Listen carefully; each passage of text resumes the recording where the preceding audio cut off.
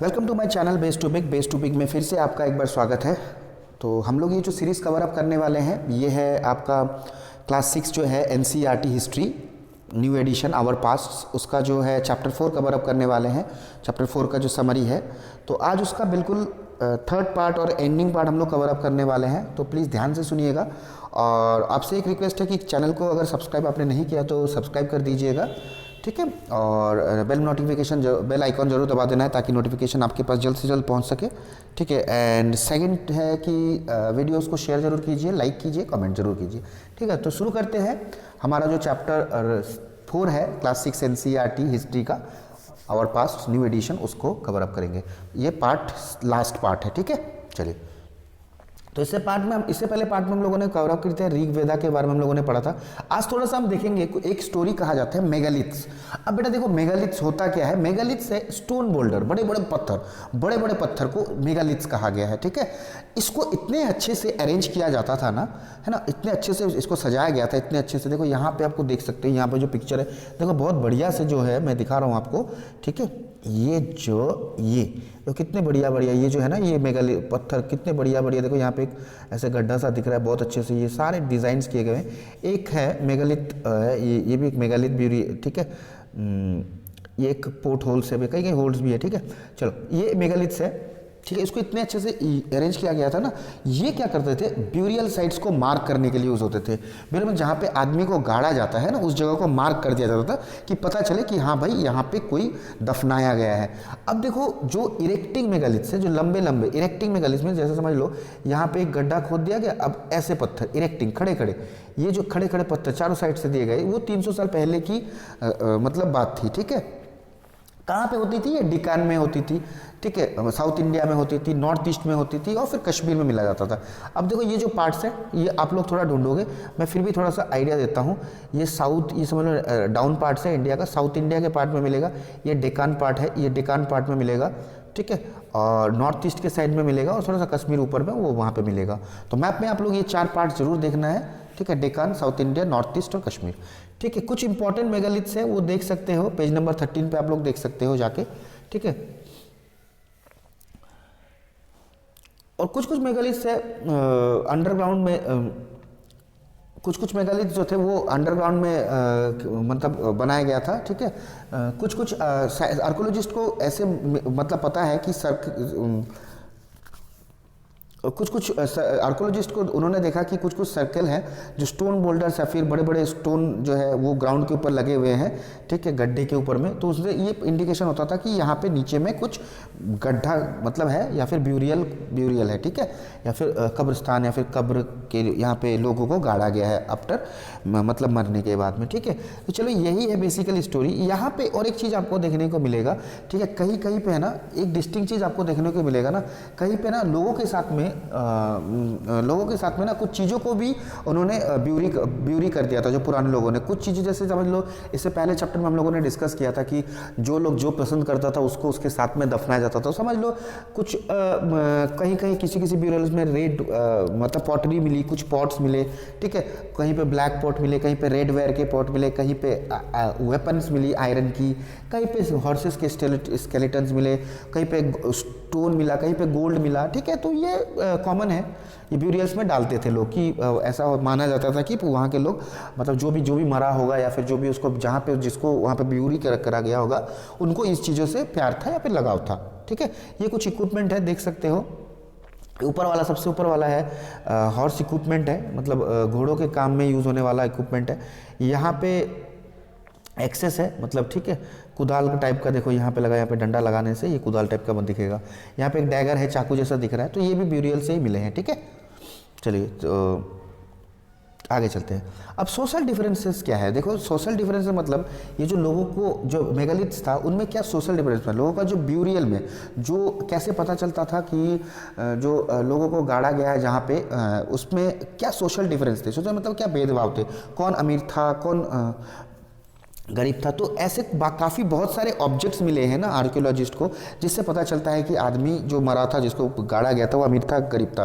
देखो जिसके पास से कॉपर के बैंगल्स मिले, चूड़ियाँ मिली, सोने चांदी के चीज़ मिले, स्टोन अच्छे अच्छे बीड्स मिले, ठीक है, कुछ कुछ चीज़ें मिले, वो बहुत ही सुंदर सुंदर से चीज़ मिले, यूनिक यूनिक आभूषण अलंकार, तो उनको माना जाता है कि वो रिच है। बाकी किसी के पास अगर छोटे छोटे पॉट्स मिल गए, कुछ स्केलेटन्स ही सिंपल रहे, बाकी कुछ रहा नहीं, तो उससे माना जाता था कि ये पोर, शायद पोर को यहाँ पे दफनाया गया है। तो एक देख सकते हो, ठीक है, ब्रह्मगिरी जो पर्वत है, मैप 2 में है, पेज नंबर 13 में अगर आप जाओगे, वहाँ पे एक स्केलेटन मिला था, जहाँ पे एक के में 33 गोल्ड बीड्स थे एक ब्यूरियल बॉडी में, 2 स्टोन बीड्स मिले थे एक ब्यूरियल में, 4 कॉपर के बैंगल मिले थे, कॉन्च शेल।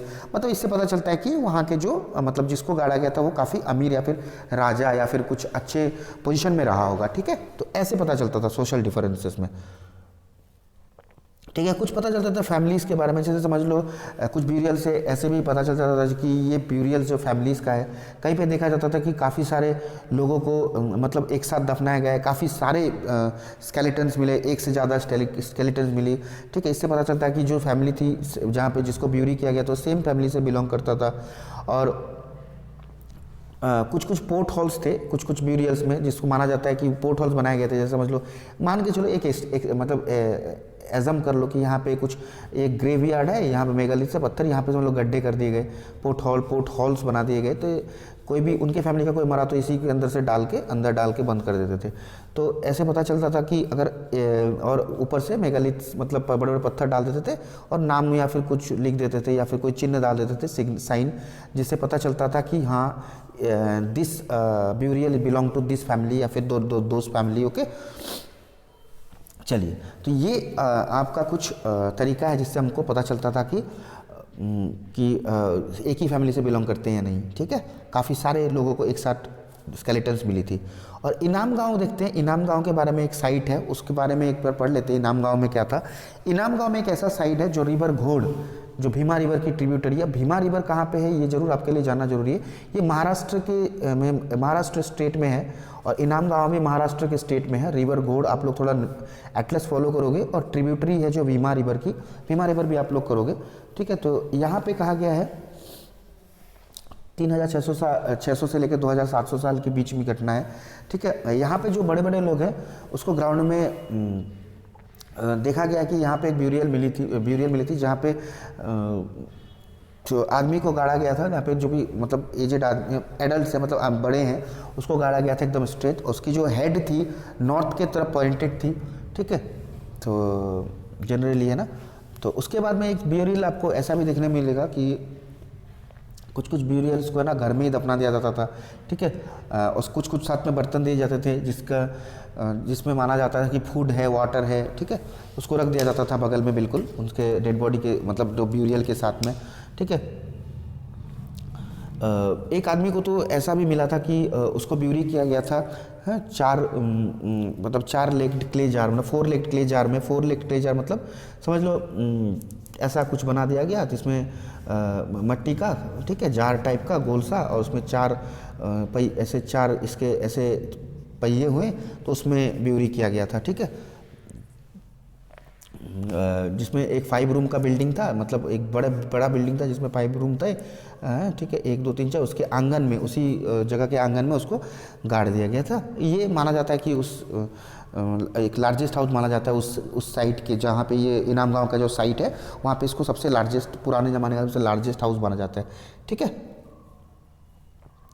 तो और ये भी देखा गया कि जो सेंटर है उस घर का, जो सेटलमेंट जो वो उस एरिया का जो सेंटर है, वहाँ पे एक उस हाउस में एक ग्रैनरी भी था, ठीक है।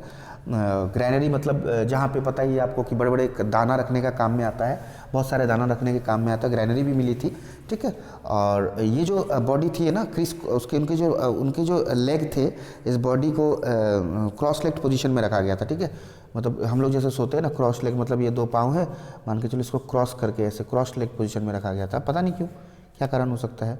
अब स्केलेटल के बारे में हम लोग देख सकते हैं। देखो स्केलेटल के बारे में थोड़ा सा आप लोग पढ़ लेना, ठीक है। स्केलेटल से हम लोग को कैसे पता चलता है कि कौन सा स्केलेटल से मेल मेंबर या फीमेल मेंबर की देखते हैं। स्केलेटल से हम लोगों को बहुत चीज़ जानने को मिली थी उस समय पे। स्केलेटल अगर छोटा हो तो समझ लो उसके चाइल्ड की है, अगर समझ लो मतलब इसके मतलब अगर किसी मतलब वोमेन की अगर स्केलेटल हुई तो उसमें आपको मान के चलिए जो पेल्विक जॉइंट है, पेल्विक के जगह पे मतलब जो कमर के नीचे वाला जो पार्ट होता है उसमें थोड़ा सा एक्स्ट्रा मिलेगा, थोड़ा सा इंक्रीज, ऐसे इंक्रीज टाइप का मिलेगा, मतलब पाँव है ये थोड़ा सा इंक्रीज टाइप का, ताकि बच्चे को बियर कर सके, जब बच्चे होते हैं ना गोद में ले सके, तो उनका जो पेल्विक एरिया के नीचे में जो थोड़ा सा बड़ा हुआ होता है वो ओमेन के लिए होता है। तो इससे पता चल जाता है ये ओमेन का बोन है। अगर इससे पहले मैंने बोला कि जिसके अंदर गोल्ड या ऑर्नामेंट आपको देखने को मिलेगा लटका हुआ, समझ लो, ठीक है, तो उससे पता चल जाता था कि काफ़ी अमीर घराने से है, ठीक है, ऐसे पता चल जाता था स्केलेटन्स के जरिए। बच्चों का तो पता ही चल जाता है, छोटे मोटे बोन्स होते हैं, ठीक है। तो उसके बाद चरक जो संहिता थे, 200 साल पहले की बात है, एक फिजिशियन थे, मतलब एक मेडिसिन एक्सपर्ट थे, ठीक है, जिन्होंने अपने बुक भी लिखा है, ये देखो यहाँ से इस पार्ट को पढ़ोगे, जिन्होंने बुक भी लिखा है चरक संहिता के नाम से, ठीक है। और उन्होंने लिखा था कि ह्यूमन में 360 बोन्स है, ठीक है, और जो कि जो आज का 306 बोन है उन्होंने लिखा था उस समय पे, ठीक है। जो मॉडर्न एनाटोमी में लिखा गया कि 200 बोन्स, ठीक है, तो उस समय पे उससे कई मतलब ज़्यादा थे उस समय पे, ठीक है। उन्होंने बताया था कि 360 बोन्स है, जो आजकल के एनाटोमी में कहा जाता है, मॉडर्न एनाटोमी में, ठीक है, कि 200 बोन्स है। तो पर चरक संहिता ने कहा था कि 360 बोन है करके, क्योंकि उन्होंने ऐसे करके पार्ट बाय पार्ट उन्होंने ऐसे ब्यूरियल से गिना होगा, उन्होंने कहा जाता है, ठीक है। तो ये भी पार्ट आपको याद रखना बहुत बहुत बहुत इंपॉर्टेंट है। मेडिसिन एक्सपर्ट का नाम था चरक संहिता, उनका नाम एक्चुअली जो चरक था, उन्होंने चरक संहिता लिखा था, वो मेडिसिन एक्सपर्ट थे, ठीक है। ये आपको याद जरूर रखना है, ठीक है। और ऑक्यूपेशन क्या थी इनाम गांव की, ठीक है, ये एक बार देख लेते हैं। देखो वहाँ पे आर्कोलॉजिस्ट्स को मिला कि काफ़ी सीड्स मिले व्हीट के, ठीक है, बार्ली के, राइस के, पल्सेस के, मिलेट्स के, ठीक है, पीस के, सीजम के, ठीक है, ये सारे काफ़ी उनको मिले थे। कुछ कुछ बोन्स भी मिले थे एनिमल्स के, जिसमें कट मार्क्स थे देखने को मिला था, जिससे पता चलता है कि वो खाने के लिए यूज़ होते थे, ठीक है। कुछ कैटल थे, बफेलो थे, गोट मिले थे, शीप थे, डॉग थे, हॉर्स थे, एस थे, मतलब पिग थे, ठीक है, सांभर थे। सांभर मतलब वो खाने वाला सांभर नहीं, ठीक है ना, जो मिलता है इडली सांभर, वो नहीं। यहाँ पे सांभर का है, डियर टाइप का एक एनिमल है। आप लोगों को जो भी एनिमल का नाम यहाँ पे दिख रहा है ना, spotted deer, black buck, antelope, hare, mongoose, उसके साथ साथ में बर्ड्स भी थे, क्रोकोडाइल थे, turtle, crab, fish, these are evidence of fruits such as. और भी कुछ फ्रूट्स मिले थे, जैसे बेर, आमला, जामुन, डेट, और भी बहुत सारी चीज़ें जो आर्कोलॉजिस्ट को मिला था। तो इससे पता चलता है उनके खाने पीने का ढंग क्या था, ठीक है, क्या खाते थे, क्या पीते थे। तो ये जितने भी मैंने यहाँ पे एनिमल्स के नाम बोले ना, sambar, spotted deer, black buck, antelope, hare, mongoose, ये सबको आप एक बार ना नेट में थोड़ा सा एक बार देख लेना गूगल करके, तो इनका जो पिक्चर है अच्छे से आपके दिमाग में आ जाएगा, तो वो आपको पता भी चल जाएगा, एग्जाम में आप लिख भी सकते हो अच्छे से, ओके।